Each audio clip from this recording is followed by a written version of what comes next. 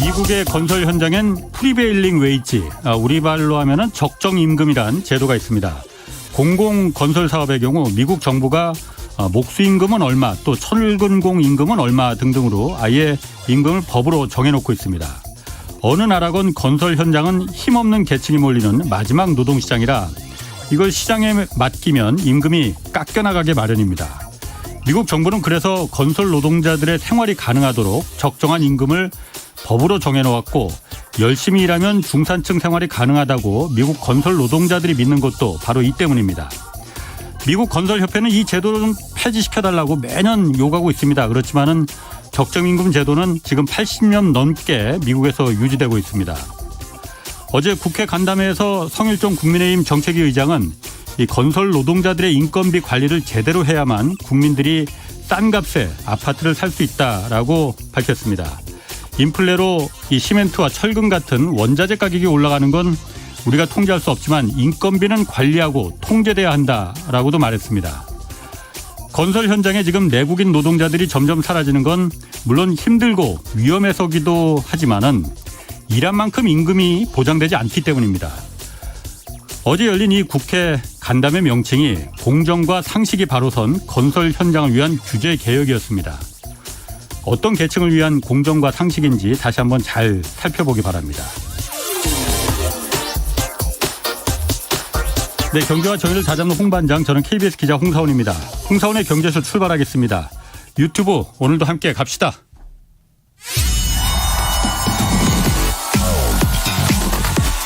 대한민국 경제 오디션 메가 경제스타 K. 여러분, 경제가 어려워서 힘드시죠? 그래서 준비했습니다. 대한민국 경제 오디션 메가 경제스타 K. 힘든 경제 상황을 이겨낸 감동 스토리, 우리 가정의 특별한 경제 공부법, 슬기로운 투자 아이디어, 경제와 관련된 이야기라면 모두 환영합니다. 총 상금 6천만 원을 준비했습니다. 여러분의 많은 참여 기다립니다. 이 프로그램은 당신의 투자의 길을 춤추게 하는 새로운 투자 플랫폼 탱고픽에서 함께합니다.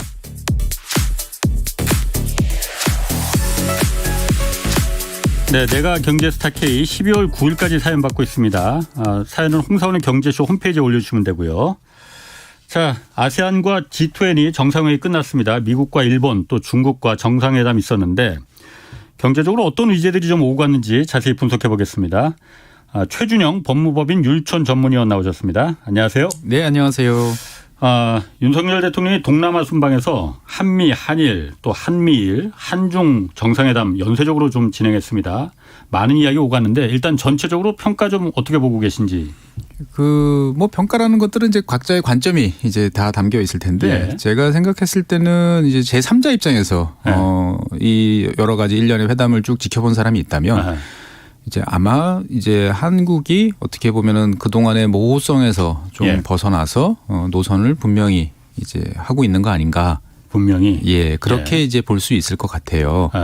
그리고 이제 국내적으로 봤을 때 보면 이제 어떤 본인의 관점이 있느냐에 따라서 이 정상회담, 연쇄적인 정상회담의 성과에 대해서 상당히 이제 우려 또는 환영 이런 것들이 상당히 엇갈릴 수 있는 그러한 이제 회담이었다라고 저는 평가하고 싶습니다. 그러니까 최 박사님도 모호하게 말고 그냥 그 모호하게 여태까지 모호했던 거에 대해서 이제 그 분명하게 했다는 게 좀 어떤 걸 말하는 건지. 그러니까 이제 그 동안에 우리는 뭐 흔히 말해서 이제 안미 경중이라는 단어도 있었고, 안보는 미국, 경제는 중국. 예. 그리고 이제 우리는 뭐 양미 중의 갈등에도 불구하고 한반도 상황의 안정적 관리가 제일 중요하기 때문에. 우리는 좀 빼주세요. 그런 갈등에서 벗어나 있게 한 발 벗어나 있겠습니다. 우리는 북한 다루기도 지금 바빠요. 라는 명분으로 사실 지난 한 십몇 년 동안을 이제 잘 넘어왔었죠. 그런데 이제 파고가 점점 이제 강해지고 세지는 이제 이런 상황이 이제 도래하다 보니까 우리 입장에서 봤을 때는 양쪽에서부터 이제 압박을 이제 강하게 받기 시작을 했던 상황이 몇 년 동안 이제 지속이 됐다라고 저는 생각이 되어지고. 윤석열 대통령이나 현 행정부는 이제 거기에 대해서 이제 미국을 중심으로 하는 어떠한 이제 이러한 진영에 보다 우리가 같이 하고 있다라는 것들을 상당히 강조하는 이제 그러한 이제 스탠스를 보였다라고 저는 이제 해석을 하고 싶습니다. 어떤 걸 보고 좀 그렇게 그러니까 우리가 중국보다는 우리는 미국 쪽에 더 서겠다라고 선을 이제 명시적으로 말했다는 걸 어떤 걸 보고 좀 그렇게 좀 느끼셨나요? 저는 대표적인 것으로 이제 현상 유지, 현상 변경에 대해서 반대한다라는 어떤 대통령께서 이제 단호하게 이야기한 것도 있고 한미일 이제 3자 정상회담에서도 그 말이 이제 반복이 됐었죠. 그 푸놈펜 성명에서. 그러니까 이제 현상 변경을 금지한다라는 것은 현재 이제 서로가 인정하고 있는 국경선에 대해서 인정을 하고 주권을 존중하자라는 개념이죠.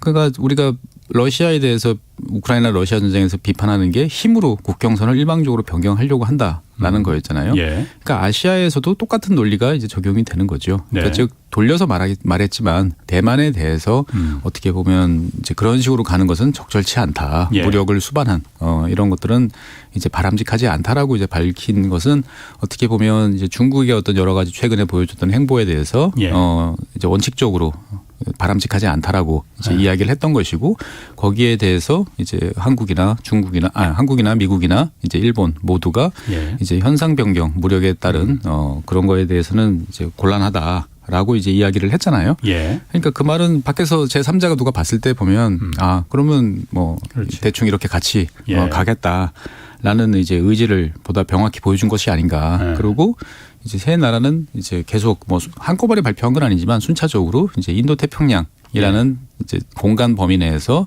이제 결은 조금씩 다를 수 있지만 공통의 어떻게 보면 번영과 화합, 그리고 이제 뭐 자유, 그리고 민주주의의 발전 등등에 관한 여러 가지 이제 전략들을 발표를 했죠. 그래서 우리나라도 이번에 우리나라 독자적인 이제 인태 전략을 이제 발표를 이제 했다, 설명을 했다라고 이제 이야기들이 이제 나오죠. 아직까지 구체적인 사항들은 이제 아마 연말쯤에 정부 보고서가 이제 나오면 구체적으로 어떤 사항들이 담겨 있을 거다라고 이제 보여질 것 같은데 일단은 제가 생각했을 때는 이제 그 동안에 우리가 한국은 이제 중국 편인가, 이제 미국 편인가? 여기에 대해서 궁금해하던 외부에서 바라보는 제3자 입장에서 봤을 때 최소한 외교적으로는 이제 보다 노선을 좀 분명히 하고 있는 거 아닌가라는 이야기를 이제 할 것 같아요. 그리고 미국적으로.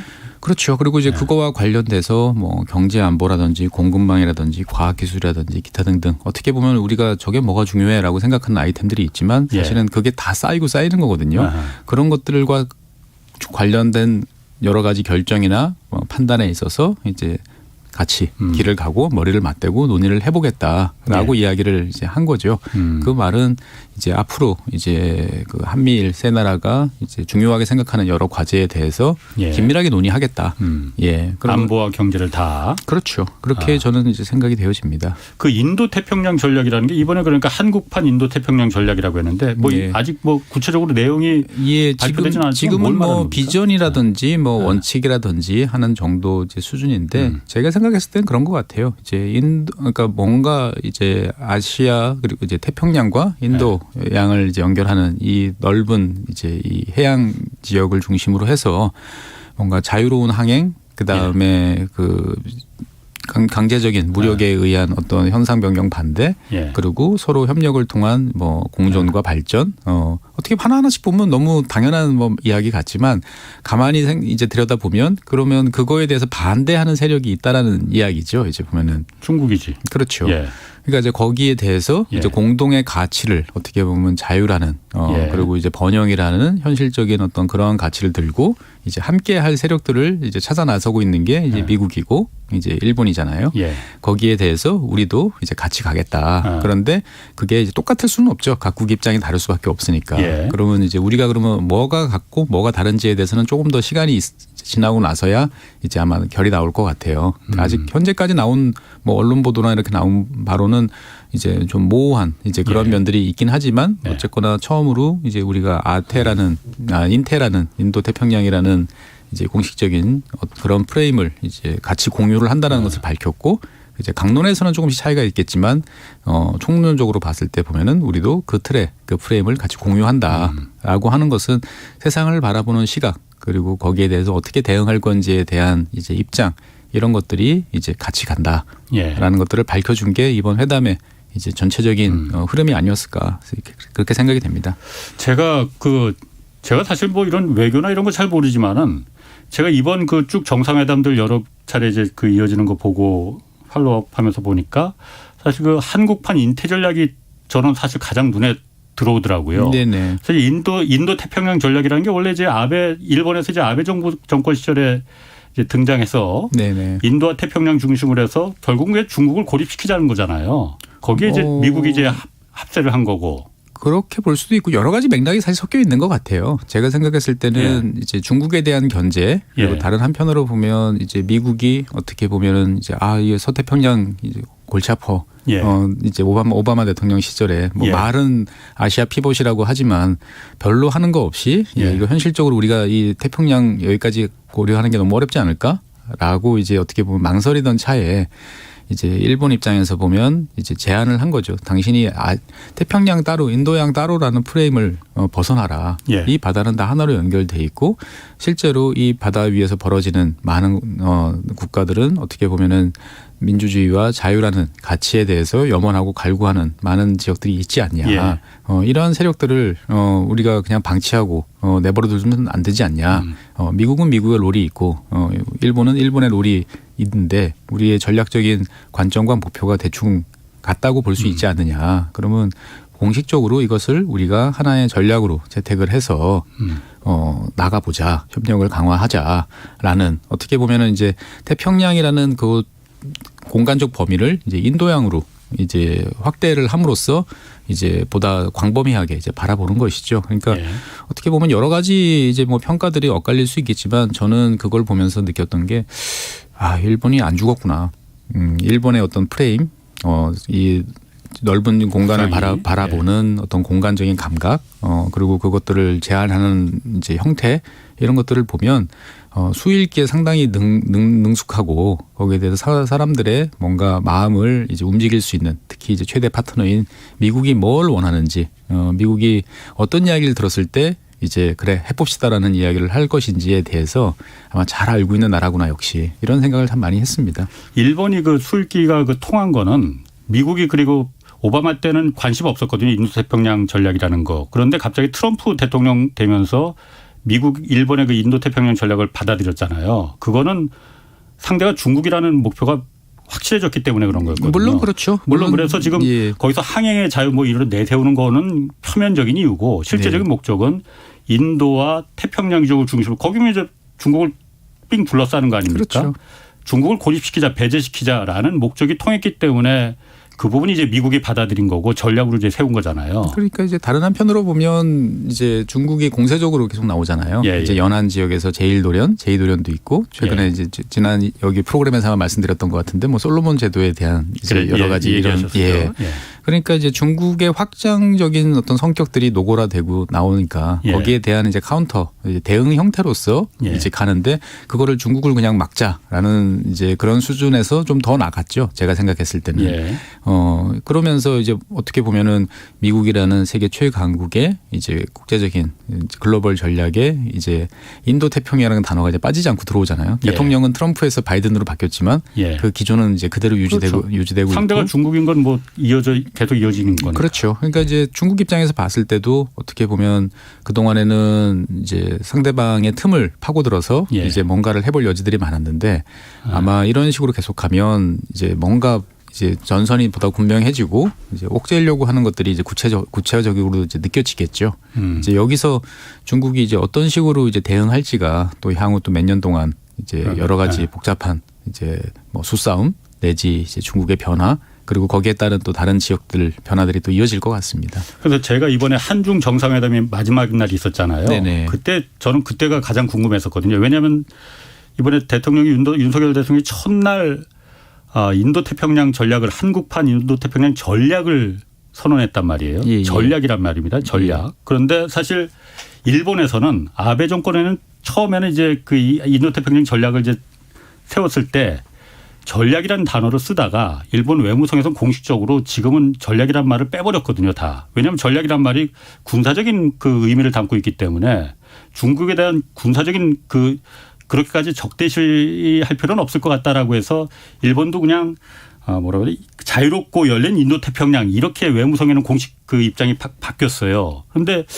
우리가 굳이 우리가 먼저 나서서 이번에 한국판 인도태평양 전략 이걸 쓸 필요가 있었을까? 글쎄요, 그 생각이 들더라고요. 저는 전략에 대해서 단어에 대해서 너무 민감하게 이제 받아들일 필요는 없다고 저는 생각이 그런가요? 되어집니다. 전략이라는 건 사실 되게 다양하게 쓰는 이제 예. 표현이고 어떻게 예. 보면은 큰 이제 프레임을 결정짓는 예. 어떻게 보면은 윤석열 정부가 새롭게 이제 출범을 이제 했으니까 예. 뭔가 여기에 걸맞는 이제 외교 전략이라는 것들을 이제 발표를 해야겠죠. 그래서 예.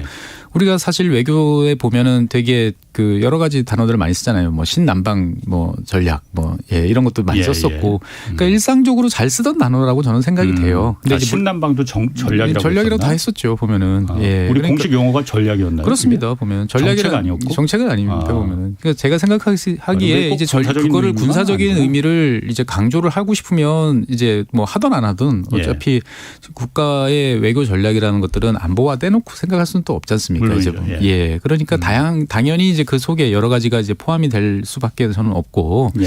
이게 우리가 전략을 썼기 때문에 이게 이제 군사적인 사항들이 매우 이제 많아질 거다. 예. 아직까지 그렇게 보기에는 뭐 구체적으로 드러난 것들이 사실은 별로 저는 많지 않다고 보여져요. 그러니까 사실 우리가 말하는 그 한국판 인태 전략이 뭔지를 정확하게 지금 아직 모호한 상태라서 그러니까 이제 뭐 현재까지 나온 바로는 이제 보편적 가치와 규범에 기반한다. 그 다음에 국제사회의 자유, 평화 그리고 이제 번영을 추구하는 뭐 이렇게 한다. 예, 이런 이제 어떻게 보면 되게 당연한. 그것도 뭐 당연한 얘기죠. 근데 이제 사실 미국의 인도태평양 전략도 읽어보면 사실 대부분 그래요. 예, 그래서 이제 그런데 그 속에 이제 이거를 어떻게 전략을 적용하는지에 따라서 많은 것들이 이제 변화하는 거죠. 그걸 노골적인 힘으로 갈 것인지 아니면 돈으로 갈 것인지 아니면 상대한테 우리가 매력적인 참한 어떤 그런 것들을 보여주면서 우리 편으로 끌어들이는 소프트한 전략을 위주로 갈 것인지 사실 그 안에 여러 가지 전술들이 이제 내포되어 있는 거죠. 그런데 어떻든 간에 저는 그 내용 안에 이제 구체적인 사항들이 무엇이 담길지는 좀 더 봐야겠습니다만 아까도 말씀드렸다시피 이제 인도 태평양이라는 이제 어떠한 그러한 단어 그리고 이제 공간적인 프레임에 대해서 우리가 이제 같이 간다라고 하는 거는 대한민국 입장에서 봤을 때도 이제 한반도 근해에 이제 여기 묶여 있는 게 아니고 좀 더 넓은 어떤 지역에서 우리의 롤을 이제 해 나가겠다라는 것을 이제 밝혔다라고 저는 이제 생각을 합니다.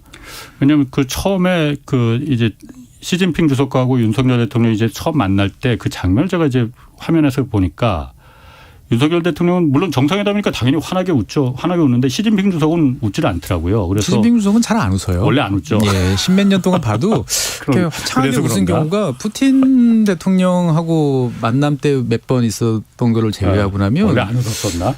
예, 표정이 잘 없던 것 같아요. 제가 아니, 뭐 이렇게 그래서 환하게 저는 웃는 모습이 잘 안 보였던 것 같아요. 왜냐하면 정상회담 내용이 지금 기자들 거기를 출입을 안 시켰기 때문에 내용이 공개가 안 돼서 거기서 무슨 내용이 오고 왔을까. 뭐 그 중국에서는 한국에서 말하는 그 인태 전략이라는 게 뭘 의미하는 건지 좀 말을 해달라 이렇게 요구한 지 않았을까 뭐 그런 좀 생각이 들어서. 글쎄요. 제가 생각했을 때는 이제 뭐 회담 시간이나 전체적인 거를 이제 따지고 놓고 보면 이제 서로가 이제 어떻게 보면 하고 싶은 이야기들을 이제 쭉 이야기를 하고 오케이. 그러고 아마 끝난 회담일 것 같아요. 이게 이제 별도의 뭐 한중 우리가 따로 방한을 하거나 방중을 해가지고 회담을 가진 게 아니잖아요. 여러 쭉 연쇄되는 회담 속에서 이제 진행되다 보니까 서로가 이제 서로의 의도가 뭔지 뭘 강조하는지 오케이 들어봤으니까 됐다.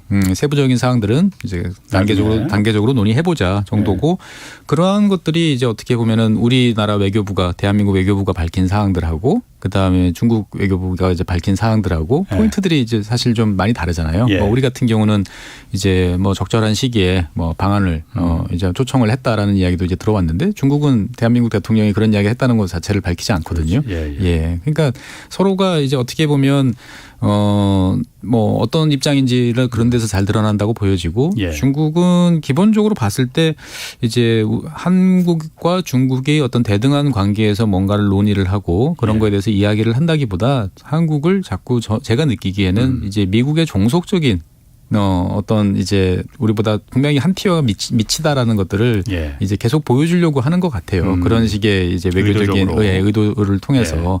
그러니까 한국 너희들이 뭔가 독자적으로 해보려고 한다고 하지만 결국은 우리는 그런 거에 신경 쓰지 않는다. 일희일비하면서 신경 쓰지 않는다. 우리는 결국은 뭐 미국하고 이야기하면 너희들은 다 따라오는 변수 아니냐라고 하면서 좀 의도적으로 좀 이렇게 낮추려는 그렇다고 뭐 표현이 과격하거나 그렇지는 않지만 그렇죠. 예, 좀 그런 면이 좀 있는 것 같아요. 이번에 성과 중 하나가 그 한미 정상회담에서 바이든 대통령이 네. 그 IRA 인플레이션 감축법 이거 한참 논란이었잖아요. 네네. 이거 언급했지 않습니까? 한미 정상회담에서요. 네네. 이거 그러면은 한국산 전기차, 현대자동차, 기아자동차 전기차 큰 피해 볼 거다라고 우려가 컸었는데 네. 좀 이게 좀 바뀔 가능성 좀 있는 겁니까? 어떻습니까? 글쎄요, 이제 IRA 법안을 이제 쭉 놓고 보면 네. 천신만고 끝에 이제 통과를 시켰단 말이죠.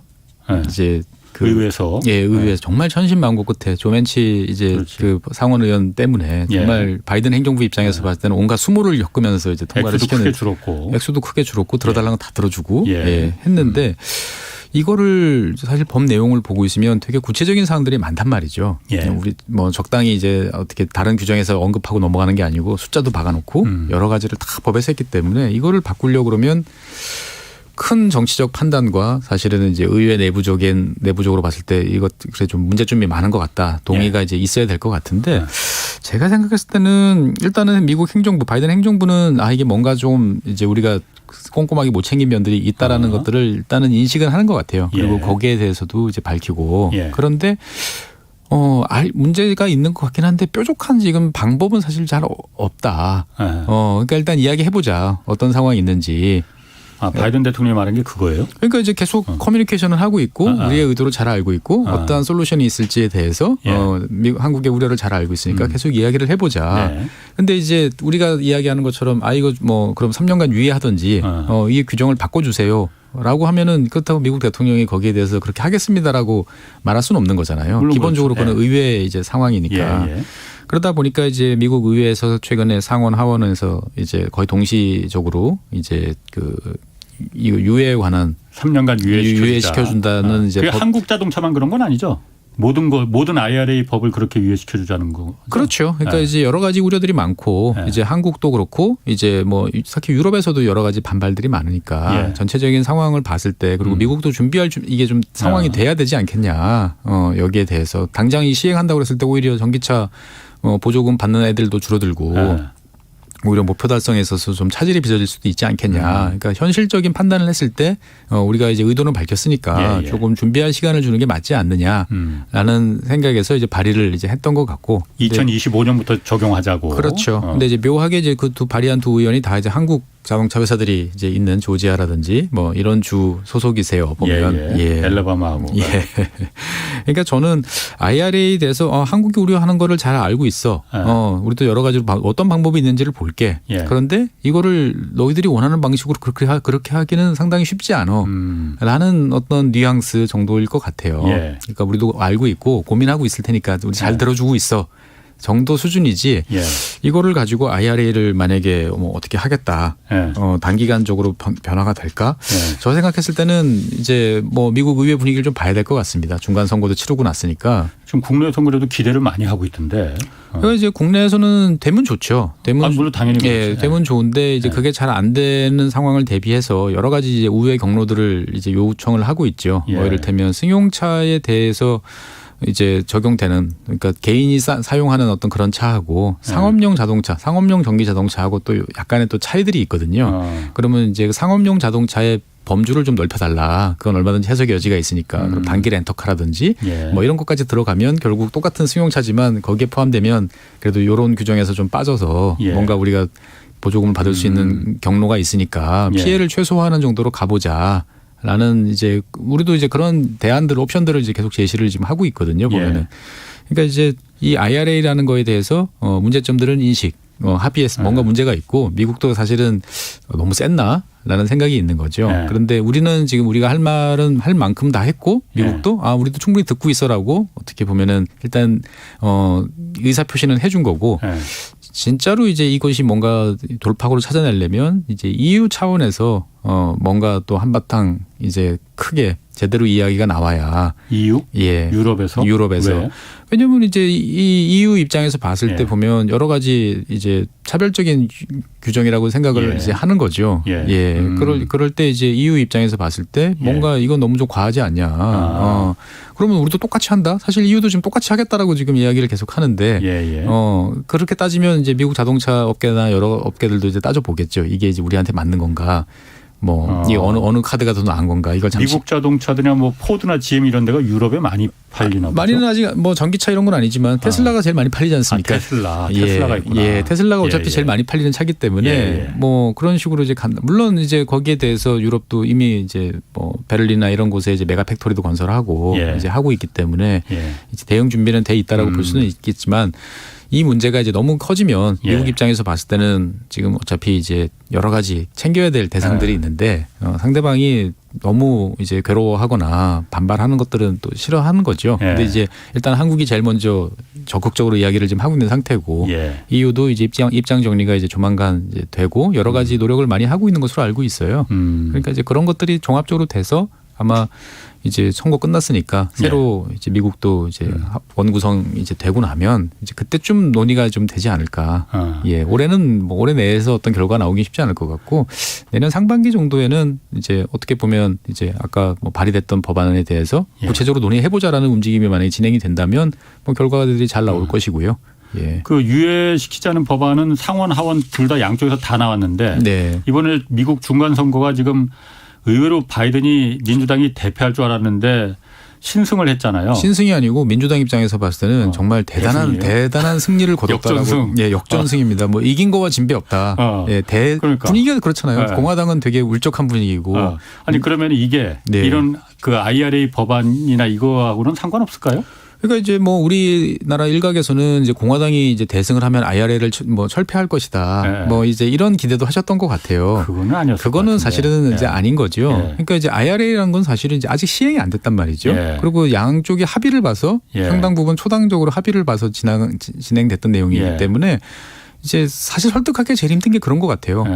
일단 해보고 나서 문제점이 생기면 거기에 대해서 좀 해야지. 지금 시행하지도 않았는데 이거를 가지고 하는 건 좀 문제가 아니냐라고 이야기하면 사실 할 말이 없거든요. 보면은 그렇기 때문에 어떻든 간에 조금 이제 어쨌든 간에 바이든 대통령 입에서 IRA라는 것들이 나오고 여기에 대해서 이해하는 듯한 모습이 나왔다는 것들은 이제 우리가 여러 가지 이제 솔루션 아쉬운 사람이 우물을 파야 되니까 거기에 대해서 여러 가지 이제 대안이나 우회의 경로를 나왔을 때 협상이 좀 우리 뜻대로 진행될 수 있는 여지는 좀 많이 생기지 않았나 좀 기대해 볼 수는 있을 것 같습니다. 그럼 이번에 어쨌든 미국 중간 선거에서 민주당이 그렇게 크게 패하지 않고 어떻게 보면 최 박사님 말대로라면은 신승을 거뒀는데 대승을 거뒀는데 그럼 미국과 중국 간의 패권 경쟁 있잖아요. 이거는 그러면 이 중간 선거 결과하고도 영향이 있습니까? 별로 상관없습니다. 별로 상관없습니다. 미국 의회에서 나오는 중국 관련 법들은 보면 뭐 이게 공화당에서 제안한 건지 민주당에서 제안한 건지 사실 구별이 없고요. 오히려 미국 의회가 보면 미국 행정부보다도 더 강성인 것 같아요. 그러니까 뭐 공화당 민주당 상관없이 일단 중국을 전략적 경쟁자로 생각을 하고 거기에 대해서 우리가 할 수 있는 건 다 해야 된다라는 입장은 여야를 뛰어넘는 어떻게 보면 미국 민주당과 공화당을 하나로 만들어주는 가장 강력한 키워드 같아요. 중국이라는 하나의 그 동기가 양당을 다 공통의 적으로. 그러면은 이번에 그 미중 정상회담 있었잖아요. 그러니까 미중 정상회담은 좀 어떤 성과가 있었습니까? 제가 봤을 때는 서로 굉장히 냉전이 진짜 시작되는구나 이렇게 저는 느껴지는데. 그렇게 볼 수도 있고요. 저는 이제 보면 단기 이제 일단은 좀 우리 이야기 좀 해봅시다. 할 만한 사항들은 이제 그런 거예요. 저는 또 그렇게 봤어요. 이제 뭐 그 동안에 계속 온라인으로만 이리저리 하다가 실제로 이제 만나서 보니까 말하는 강도는 좀 약해졌어요. 톤 다운도 좀 이제 된 것 같고 서로가 이제 할 말들은 했고 그런데 이제 직접적으로 이야기를 섞어 나가고 뭐 우리가 뭐 뭔가 할 수 있는 여러 가지 사안들이 있는데 거기에 대해서 이제 차근차근 이야기를 해봅시다라고 그래서 사실 이제 미국 국무장관이 이제 12월인가 내년 초에 이제 또 중국을 방문하기로 했어요. 왜냐하면 양쪽이 여러 가지를 이제 이야기한 거를 이제 구체적으로 정리하는 작업들을 해내야 되는 거죠. 그런데 이제 미국이 가서 이제 그런 이야기를 이제 해보겠다라고 이제 한 것은 어떻게 보면 양쪽이 이제 서로의 명분 쌓기로 이제 강력하게 나온 것들은 이제 쭉 진행이 됐었고 예. 이번 회담을 통해서 어떻게 보면은 이제 속도 조절이라든지 수위 조절을 할 필요성들이 적당히 있었기 때문에 원론적인 수준에서 서로가 이제 강하게 할 수 있는 예. 말들은 했지만 예. 듣는 입장에서 봤을 때는 그래 너 그 말 할 줄 알았어 라고 하는 정도 수준에서 이야기가 오갔던 거 아닌가 예. 저는 이제 그렇게 생각이 됩니다. 그러니까 뭐 대만과 관련돼서도 중국은 언제나 이야기하죠. 이거는 내정 문제다. 우리의 예. 문제이기 때문에 외세가 개입해서는 안 된다라고 예. 이야기하고 바이든 대통령도 이제 나는 엄연히 그래도 하나의 중국이라는 정책에 대해서는 지지하지만 그동안에 대만에 대해서 우리는 뭐 미국 대만 관계법에 대해서 지원을 예. 할 건 하고 여러 가지 해왔다. 그리고 대만이라는 나라는 주권이 있는 나라 아니냐. 예. 거기에 대해서 그 판단을 존중해야지. 이걸 일방적으로 밀어붙이는 건 곤란하지 않냐. 어떻게 보면 그동안에 계속 그렇죠. 하던 말을 그냥 예. 서로 마주보고 한 번 더 했다라고 이제 저는 이제 생각이 되어져요. 그러니까 이번에도 중국은 그 선 넘지 마라. 네. 대만 문제는 중국의 레드라인이다. 그렇죠. 가장 핵심 이익이다. 그렇죠. 근데 대만이 왜 중국의 핵심 이익이 되는 거예요? 그러니까 이제 중국 입장에서 봤을 때는 하나의 중국이라는 것들을 이제 계속 정치적인 핵심 이익을 말하는 그렇죠. 건가? 정치적인 핵심 예. 이익이고 뭐 굳이 이제 여러 가지 이야기를 하자면 경제적인 핵심 이익이 될 수도 있고 예. 또 뭐 반도체를 통한 여러 가지 복잡한 이야기들을 하면 예. 다 이제 얽히고 설키면서 사실 대만이라는 나라가 만약에 반도체가 이 TSMC라는 이런 것들이 이제 이렇게 강력한 뭔가가 생기지 않았다면 예. 예전처럼 그냥 석유화학, 플라스틱 좀 만들고 이런저런 중소업체들 강한 중소업체들이 있어서 활동을 하는 정도였으면 예. 이렇게 사활을 건 존재까지는 아마 안 갔을 수도 있는 거죠. 예. 그런데 이제 대만이 성장을 하고 여러 가지 가치들이 바뀌면서 예. 이제 새삼스럽게 다시 인식이 된 거죠. 예. 그러니까 양국 다 꺼내고 싶지 않은 예. 주제였는데 이제는 대만이라는 카드는 이제 어떻게 보면은 그 필드는 이제 우리가 경쟁하는 필드라는 게 명확해졌던 것이고 예. 여기에 대해서 서로가 이제 지금 복잡한 이제 그 대응책들과 계산들을 이제 하고 있는 거죠. 그리고 사실 우리도 거기에서 이제 빠질 수가 없는 거죠. 만약에 대만이 이제 어떠저떠 해가지고 일방적으로 이제 중국 안으로 이제 들어가는 이제 이런 현상이 이제 벌어졌다. 근데 그거에 대해서 이제 미국이나 일본이나 우리나라나 그거를 뭐 저지하거나 막는데 실패했다라고 생각해 보면 이제 그 다음 차례는 이제 우리가 될 수도 있는 거죠. 보면. 당연합니다. 예. 예. 그렇기 때문에 뭐 중국과 이제 대만, 그다음 미국과 대만에 얽힌 문제들은 우리가 좀 신경을 많이 써야 될 이제 그런 필요성이 좀 있는 것 같아요. 시진핑 주석이 대만 지난번 3년임 하면서 대만에 대한 무력 그 가능성도 얘기를 했잖아요. 네. 실제로 가능성이 있는 겁니까? 그러니까 대만과 중국이 한판을 할 가능성이 있는 거예요. 그러니까 이제 상당히 복잡한 시그널들이 이제 중국 내에서 나와요. 이게 이제 네. 어떻게 해석을 해야 될지 잘 모르겠다라는 느낌이 드는 게 뭐냐면 예. 시진핑 주석이 이제 여러 곳을 순시를 하면서 내놓는 발언을 보면 상당히 이제 자급자족적인 외부로부터의 어떤 차단 뭐 이런 것들을 염두에 둬서 예. 우리가 그런 상황이 생겼을 때도 불구하고 잘 대응할 수 있도록 여러 가지를 해야 된다. 식량이라든지 원자재라든지 기타 등등에 대한 그런 이야기들을 이제 계속 이제 하고 있단 말이죠. 예. 보면은 이게 단순히 동료를 위한 생산성을 더 높이고 예. 뭔가 잘 대응하라는 원론적인 이야기인지 예. 아니면 정말 뭔가를 대비하기 위한 이제 그 존재 조건으로서 이제 각오를 하고 이야기를 하는 건지 이제 상당히 이제 헷갈리는 이제 그런 면도 있고 또 실제로 이제 중국 조선소에서 풀빵 찍듯이 찍혀 나오는 이제 중국판 이지스함들, 항공모함들 뭐 이런 것들을 보고 있으면 아 정말 뭔가 생각을 하는 모양이구나라는 생각이 또 들기도 하는 거죠. 이제 보면은 그러니까 상당히 혼란스러운. 그러니까 겉으로 보면은 어느 정도 적절한 수준에서 이제 관리가 됐으면 좋겠다. 뭐 우리 생각은 너희들도 충분히 알 테니까 너희도 선 넘지 마. 우리도 뭐 너희들이 생각하는 것처럼 그렇게 막 나가지는 않을 거야. 그러니까 바이든 대통령도 이제 단기적으로 뭐 중국이 대만을 침공한다든지 이런 거에 대한 뭐 신호라든지 정보는 나한테 없다라고 이제 이야기를 또 했지 않습니까? 보면은 얼마 전까지는 바로 미국 그 해군 참모총장이 이제 조만간 이제 바로 할 것 같다라고 이야기를 했는데 뭐 2024년에서 2027년 뭐 그 사이 원래 뭐 27년 이야기하다가 2024년으로 더 땡겨지고 막 그렇게 의회에서 이렇게 발언을 했는데 거기에 대해서 바이든 대통령은 나는 이제 그거에 대해서 잘 모른다라고 하는 것들은 어떻게 보면 이제 상대한테 대해서 우리가 필요 이상으로 텐션을 높일 생각은 없다. 그러니까 너희도 적당한 수준에 있으면 일단 가자라고 이제 그렇게 시그널을 이제 주는 것 같다는 생각도 드는 거죠. 그런데 한편으로 보면 그 말은 그렇지만 그 뒤에서 미국도 중국도 이제 해군력을 재정비하고 여러 가지 배치를 하고 하는 이제 이런 흐름들을 보면 또 뭔가에 대해서 한판 붙을 각오도 네. 지금 이제 하고 있는 거 아닌가 이런 생각도 드는 거죠 보면은. 지난번에 그 전병서 중국 그 소장 나오셔서 네네. 얘기할 때는 그러니까 미국 의회에서 뭐 그런 2024년, 2027년 뭐 그 대만 침공 가능성 뭐 얘기 미국에서 자꾸 나오는 거는 돈 달라는 목적이 뻔하다. 무기 팔려고 하는 거다. 무기를 팔려고 하기보다는 네. 제가 봤을 때는 이제 미 해군이 네. 이제 빨리 좀 함선 좀 교체 좀 하고 그런 목적이다. 그리고 이제 충분한 인력을 확보할 수 있도록 네. 예산을 좀 늘려달라. 예. 그러니까 이제 그런 목적도 사실이 있죠. 그러니까 이제 미국의 특징 중에 하나는 뭐냐면 다른 나라들은 이제 약간 허장성세를 하면 예. 깎아서 듣는다 그러잖아요. 예, 근데 예. 미국은 들을 때는 또 그대로 다 고지고대로 들어줘요. 예. 그래 너희들이 그렇게 세? 그럼 우리도 예. 거기 맞춰서 준비해야지. 그러면서 의회에 갖고 가서 예. 쟤네들이 이렇답니다. 돈 주세요. 라고 하는 거죠. 그런 목적도 그런 있겠구나. 목적도 충분히 있죠. 근데 사실 미 해군 입장에서 보면 걱정되는 게 많기는 합니다. 왜냐하면 배는 낡아가고 있고요. 그다음에 미국 해군이 예. 그래요? 예. 미국 해군이 세계 최강 아닌가? 최강이죠. 최강이긴 하지만 이제 배라는 건 낡아가기 마련이고 예. 교체를 해줘야 되는데 예. 이제 생각만큼 이제 교체 속도가 원활하게 나오지 않고 예. 그다음에 이제 그 배 자체도 문제지만 병력에 대한 이제 그 힘든 게 있어요. 미국 같은 경우는. 그러니까 뭐냐면 다 모병제잖아요. 그렇죠. 근데 예. 이제 해군 근무를 잘 안 하려고 하는 게 많다 보니까 기존에 있던 병력들이 이제 평소 규정보다 더 오버타임으로 이제 경계 근무를 선다든지 예. 아니면 제대로 보장해줘야 될 휴식 시간을 보장해주지 못하면서 생각지도 못한 사고들이 자꾸 나요. 뭐 화재라든지 뭐 충돌이라든지 미국 해군에서 네, 미국 해군에서 뭐 얼마 전에도 이제 일본 근해에서 이제 뭐 감시하 제대로 다가온 유조선을 못 봐가지고 충돌 예. 사고도 일어나고 그러니까 그런 사고들이라는 게 다 조사해 보면 결국 인적 요인으로 인한 걸로 판명이 나거든요. 해군을 잘 지원을 안 한다. 그러니까 이거예요? 이제 돈 더 달라는 거죠. 돈을 더 줘서 예. 우리가 더 많은 병력을 뽑고 예. 더 급여를 높여줄 수 있도록 달라. 현재로서는 예. 어렵다. 근데 실제로 그게 꼭 엄살만은 아니라는 게 중국은 지금 막 조선소에서 10척, 5척씩 막 계속 뽑아내고 있거든요. 예.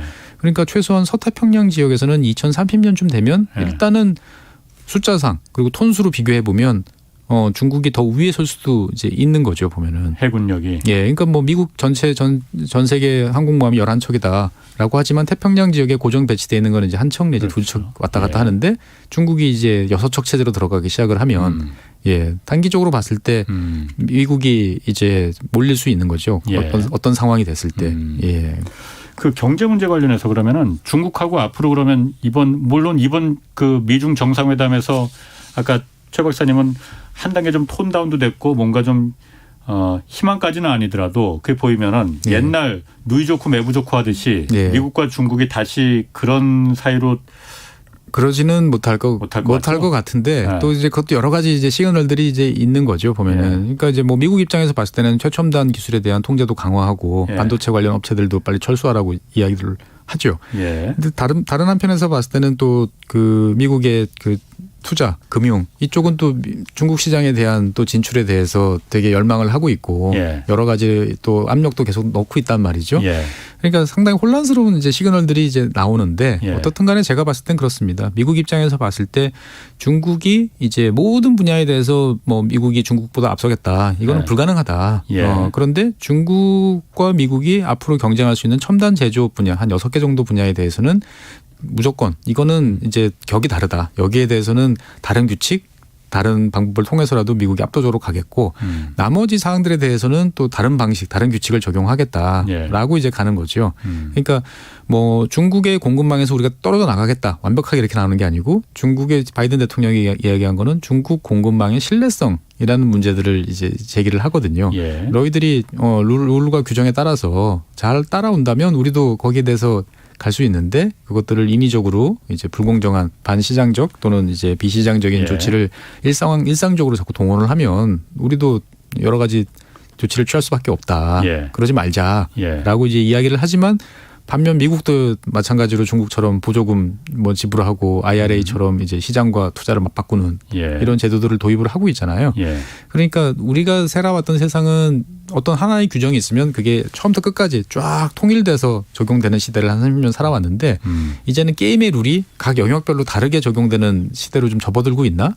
이런 생각도 좀 드는 거죠. 그때 다르다 이거죠. 그러니까 이제 첨단 분야, 미국이나 중국이 딱 생각하는 어떤 서로가 경쟁 필드라고 생각하는 분야에 적용되는 룰은 A라는 룰이 있고 그거만큼 중요성이 높지 않은 뭐 일반적인 뭐 시멘트, 뭐 철강 뭐 이런 거에 대해서는 그동안에 통용되던 B라는 룰이 뭐 대체적으로 그냥 서로가 굴러가는 그러니까 완전히 모든 게 다 새로운 룰로 적용된다라고 이제 보기보다는 이제 그런 룰들이 점점 이제 많아지고 각각에 대해서 이제 쪼개지는 이제 그러한 형태로 갈 것 같아요. 이번에도 그러면은 미국하고 중국하고 그런 상태에서 쭉 계속되는 상태에다가 뭐 우리 같은 경우는 어쨌든 한미일 동맹에 우리는 서겠다라는 걸 선언한 거나 마찬가지예요. 그러면은 그렇죠. 이게 우리 경제에는 이게 그 어떤 영향을 미칠지 일단 득이 될지 실이 될지 일단은 뭐 좋을 거는 사실 이제 별로 없죠. 왜냐하면 중국과 우리가 이제 과거에 이제 사드 때 한한령과 관련돼서 한번 겪어봤잖아요. 중국이란 나라가 이제 뭐 얼마든지 이제 상대방을 괴롭히려고 하면 동원할 수 있는 수단이 이제 많고 얼마 전에 겪었던 요소수 같은 경우도 사실은 뭐 그 대표적인 이제 사례인 거죠. 그래서 이제 우리 입장에서 봤을 때는 굳이 이렇게 꼭 가야 되냐, 그냥 좋게 갔으면 좋겠다라고 생각하지만. 그 좋게라 갈 수 있었던 거는 뭐냐면 대한민국이 몸집이 작고 그다음에 아직까지 누구 눈에 잘 띄지 않을 때는 이제 그런 식으로 가도 서로가 이제 아유 너는 그렇게 살아라고 인정을 해줬다는 거죠. 2000년대 뭐 초중반 2010년. 근데 지금은 대한민국이라는 나라는 명실상부한 선진국이 됐고요. 그다음에 이제 그 국제사회에서 롤을 요구를 받고 있고 그리고 그만한 능력이 있다고 다들 인정을 하거든요. 그러니까 우리가 이제 몸집을 낮추고 얌전히 있으면 못 알아보겠지라고 생각은 우리가 자꾸 하는데 이제는 그렇지가 않은 것 같아요. 우리가 살짝 고개를 낮추고 몸을 숙이려고 그러면 다들 왜 그러지? 너 왜 그래? 너 어디 불편해? 넌 왜 그래? 그렇죠. 너 어디 불편해? 라고 다들 물어보는 거죠. 우리 몸집이 커졌기 때문에.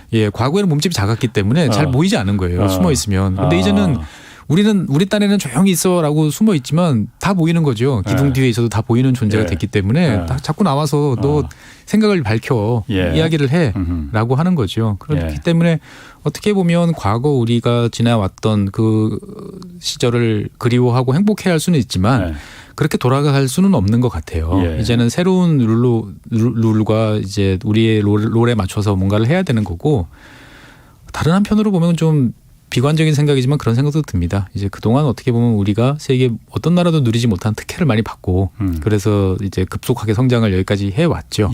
미국이 만들어 놓은 자유무역이라는 그 틀, 그 속에서 또 여러 가지 했고 또 중국이라는 또 성장이라는 또 속에서 또 경제적으로 많이 얻어왔고 근데 이제는 그것들을 적절히 이제 반납해야 되는 이제 상황이 도래하고 있는 거 아닌가. 너 그동안 양쪽에서 너 그동안 많이 혜택 받았지? 이제 정확하게 계산하자라고 이제 청구서들이 이제 날라오는 이제 상황이 이제 도래하는 거 아닌가.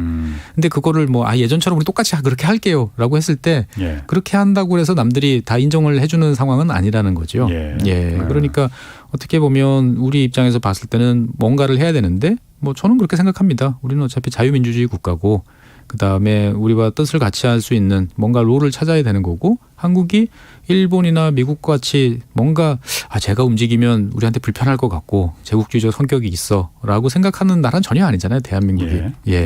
그러니까 어떻게 보면 상대방한테 되게 무해할 것 같은 느낌을 주는 나라라는 거죠. 많은 나라 입장에서 봤을 때는. 거기에 맞춰서 우리가 생각하는 대한민국이 생각하는 바람직한 가치 그다음에 역할 이런 것들을 투영하는 작업들을 이제 해야 되는 단계에 놓여 있는 것 같아요. 이런 말씀드리면 우리가 무슨 능력이 있다고 우리가 뭐 그런 것까지 챙겨야 돼? 라고 생각하시는 분들이 되게 많아요. 우리는 그냥 아니죠. 그렇죠.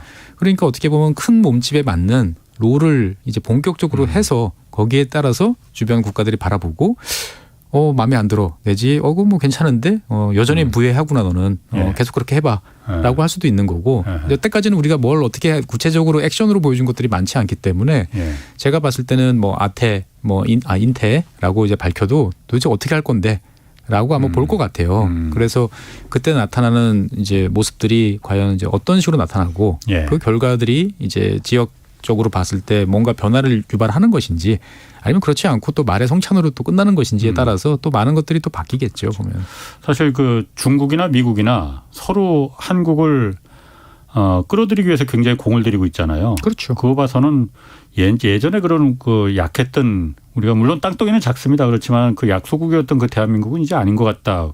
말씀하신 대로 우리만의 그야말로 목소리 또 그 위상을 좀 표현하는 것도 뭐 방법일 거라고는 생각하는데 안 가본 길이다 보니까 그렇죠. 예, 해본 적이 없어요. 그리고 어떤 게 정답인지도 모르고 정답도 없고 예, 그렇다고 룰이 확립된 것도 아니고 그리고 한 번 또 잘못된 선택한 길을 가면 또 한꺼번에 무너질 가능성도 그 위험성도 있는 거니까. 그러다 보니까 되도록 판단을 늦추자라는 게 자꾸 생각이 드는데 저는 거꾸로 이럴 때일수록 늦으면 오히려 선택지가 없다.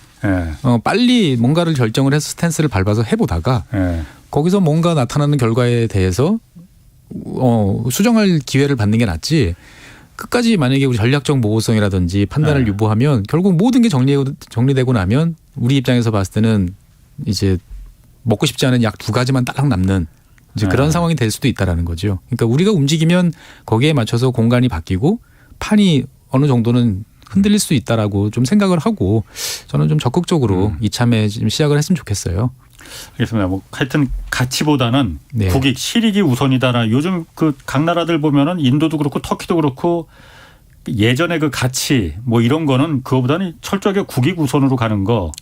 그러니까 이제 그게 국익 우선으로 갈 수 있는 나라가 있고 국익 우선으로 가기가 참 곤란한 나라들이 이제 있어요. 그러니까 인도 같은 경우는 내년부터는 뭐 세계 최고 인구가 제일 많은 나라. 그리고 이제 지리적으로 봤을 때도 여러 가지 이제 포지션이 있고 튀르키예 같은 경우도 깔고 앉아 있는 입지가 다 그렇지 않습니까? 이제 보면은. 근데 대한민국 입장에서 봤을 때 우리가 튀르키예나 인도 같은 똑같은 포지셔닝을 할 수 있을까라고 생각해 보면 그럴 만한 땅, 인구, 뭐 입지적 조건 좀 다른 것 같아요. 그러니까. 그러다 보니까 이게 실리 위주로 가야 된다라고 했을 때 그 실리를 찾다가 어떻게 보면 그 근간 자체를 우리가 위협받을 수도 사실 있다. 그러니까 그 유연성이라는 게 적당할 때는 상대방이 좋게 받아들일 수 있지만 이제 이게 과하면 너는 도대체 박쥐냐라는 소리를 이제 들을 수도 있잖아요. 보면은. 근데 이제 박쥐라고 했을 때 아이고 너는 원래 그렇게 살았어라고 이제 판단이 되는 이제 그런 영역을 확보를 하고 있는지 대한민국은 그런 정도는 아닌지 등등에 대해서 생각을 해보면 이제 우리 입장에서 봤을 때는 마냥 이제 그러한 가치를 찾아서 자유자재로 이제 오른쪽 왼쪽을 넘나들면서 아래 위를 가면서 가기는 또 쉽지 않은 그런 상황이 있는 것 같습니다. 자, 제가 시간이 그렇게 많지 않은데 제가 요거 하나 물어보려고. 어제 그 폴란드에 미사일이 떨어졌잖아요. 네네. 그거는 우크라이나 미사일 방공 미사일이 맞는 거예요? 예, 바이든 대통령이 이제 그렇게 밝혔죠. 그러니까 저도 이제 좀 되게 오발탄인가 그러면? 그러니까 처음에는 이게 러시아가 쏘다가 넘어갔나 싶었는데 이제 그 파편 기종을 보니까 그 우크라이나군이나 러시아나 같이 쓰는 대공 미사일, 상대방 항공기나 미사일을 격추시키는 대공 미사일 S-300 파편으로 보여요. 그 사진이 맞다면. 그러면 S-300 같은 경우는 사정거리가 아무리 뭐 지대지 모드로 바꿔서 쏜다고 하더라도 한 120km 정도이기 때문에 실제로 그 지역까지 폴란드 접경 지역까지 날아가기는 쉽지 않은 거죠. 그러니까 제가 생각했을 때는 이제 제일 합리적인 설명은 이제 며칠 전에 그 러시아가 이제 한 90기 정도의 미사일을 대도시에 발사를 했거든요. 그러니까 우크라이나 방공군이 거기 맞서서 이제 미사일로 요격을 해서 한 7, 80% 정도 요격을 했는데 이제 미사일 한 발에 보통 2발 정도로 쏘거든요. 이제 한 발 안 맞으면 다시 또 쏴야 되니까. 근데 그게 아마 통제를 벗어나서 교신이 끊기면서 이제 자폭을 하지 못하고 폴란드로 이제 가서 떨어진 것이 아닌가라고 하는 게 어떻게 보면 모든 사람들이 제일 마음 편하게 생각할 수 있는 결론인 거죠. 만약에 이거를 음모론적으로 생각해 보면 이제 우크라이나가 이제 나토를 자극해서 이제 보다 더 확실한 지원을 이끌어내기 위해서 벌인 자작극이다. 뭐 이렇게 볼 수도 있는 거고. 그다음에 이제 뭐 그러려면 확실한 러시아 미사일로 러시아 국기 들어간 미사일로 쏴야지. 그러니까 S-300이라는 건 이제 양쪽에 다 있고, 그러니까 굳이 뭐 이야기를 만들어내려면 이게 벨라루스 위쪽에 있는 그 지역에 있던 포대에서 이제 실제로 러시아가 폴란드는 나토니까. 폴란드 나토 국가니까 나토 국가가 외적으로부터 침범을 받으면 공동 대응에 나서는 게 이제 나토 헌장에 명기돼 있거든요. 그럼 러시아 그 우크라이나 전쟁은 이거 어떻게 되는 겁니까? 그 종전될 가능성은 전혀 안 보이는 거예요. 아직까지는 안 보이는 것 같아요. 그러니까 이제 러시아도 겨울 그럼 가는 거예요, 그러면은? 겨울 가죠. 겨울 가고, 그러니까 우크라이나 입장에서 봤을 때는 최근에 이제 뭐 헤르손도 탈환하고 성과를 냈는데 여기서 이 정도면 됐어라고 하면 그 순간 서방 국가들이 다 휴전해라고 압박이 들어오는 걸 되게 무서워해요. 그러니까 지금 공세를 멈추지 않고 어떻게든 계속 전선을 넓혀가려고 예. 안간힘을 쓰는 게 이제 보이는 거고요. 예. 러시아 입장에서 봤을 때도 이제 어떻든 간에 지금 병력을 부분 동원령을 내려서 충원을 이제 해서 예. 사실은 여력이 좀 생긴 상황이거든요. 그러니까 이거를 결정적으로 활용할 뭔가 타겟을 잡으려고 하겠죠. 그래서 겨울철에 한 번, 봄철에 한두 번 정도 이제 그렇겠군요. 큰 회전이 있을 것 같고 그 결과에 따라서 결정이 될 것 같습니다. 알겠습니다. 최준영 박사였습니다. 고맙습니다. 네, 감사합니다. 내일은 한일 정상회담 내 일본 내 평가 그리고 일본 경제 위기 상황 좀 자세히 살펴보겠습니다. 지금까지 홍사원의 경제쇼였습니다.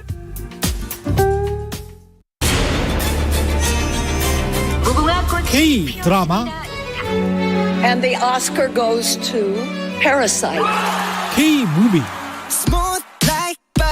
K 팝 세계를 뒤흔들고 있는 K 열풍 이제 최경영의 최강 시사가 이어갑니다. 대한민국 대표 K 시사 매일 아침 7시 20분 최경영의 최강 시사 낮 12시 20분입니다. 청취자 여러분, 최영일의 시사본부 들을 시간이에요.